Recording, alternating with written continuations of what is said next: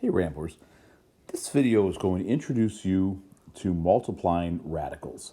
So unlike addition and subtraction where we had to have the same radicands in order to add or subtract, multiplying we can have any number under the radical and we multiply them together. So this video is going to talk about multiplying a monomial times a monomial. We'll start off with that, and then we'll continue to multiply a monomial times a binomial. Okay, so when we multiply a monomial times a monomial, that's just like the square root of 3 times the square root of 2. And all we do is we just multiply the radicands. So you get the square root of 6. The same way as if you multiply the square root of 5 times the square root of 3, you get the square root of 15.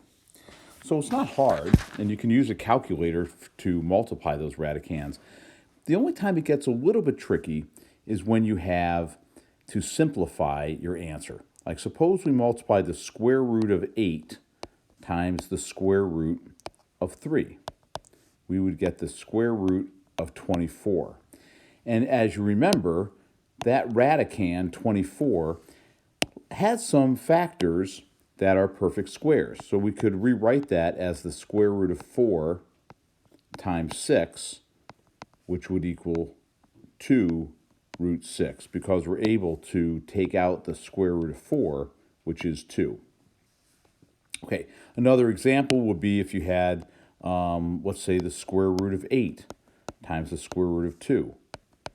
You get the square root of 16, and rather than leave it like that, you would simplify that because you know the square root of 16 is just 4. So multiplying monomial times a monomial is easy. You just multiply the radicands, and if it's necessary, simplify the result.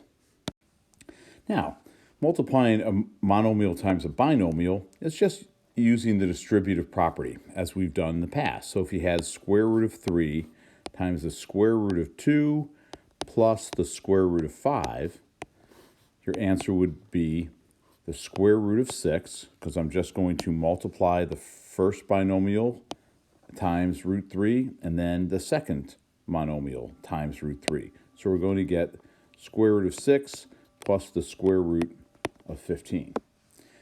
That won't be any different if you had a minus sign. So if you had the square root of 5 times the square root of 6 minus the square root of 7, you'd get the square root of 30 minus the square root of 35.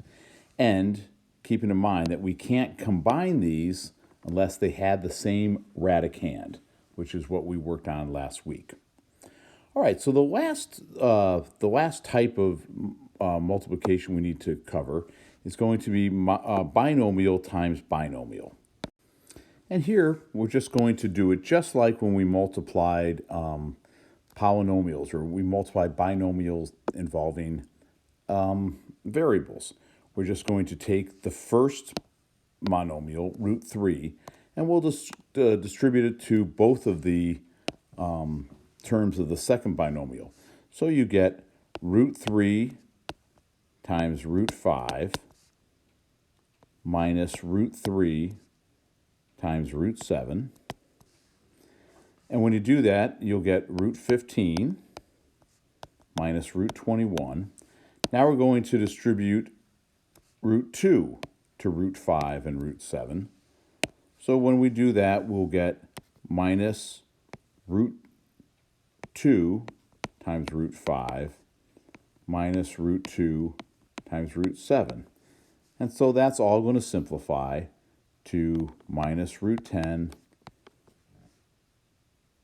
minus square root of 14. And since none of these have the same radicand, you can't collect them. So I'd like you to try some on your own. You'll see them here on the next page.